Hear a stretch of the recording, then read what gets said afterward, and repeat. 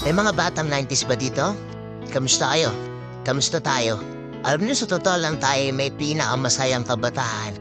Tayo yung mga kabataan noon na napakababaw ng kaligayahan. Tayo yung mga batang batak sa arawan kahit napagalitan ng magulang, okay lang basta makipaglaro sa mga kaibigan. Di natin alam kung ano yung teknolohiya. Di natin alam kung ano yung cellphone. Di natin kilala si Coco Melon. Kontento na tayo sa mga laruan natin at sa kung ano yung meron. Tayo yung mga batang halos makompleto natin lahat ng laruan sa Jollibee at McDo. Bumibili tayo ng tigpipisong laruan baka sakaling may laruan dun sa loob. Naalala nyo? Noong mga panahon, naghahanap pa tayo ng gagamba kung saan-saan. Naghahanap tayo ng mga sahan ng puno para makipaglaro ng baril-barilan. Kukuha tayo ng gulong sa tabi-tabi tapos pagugulumin lang natin kung saan-saan.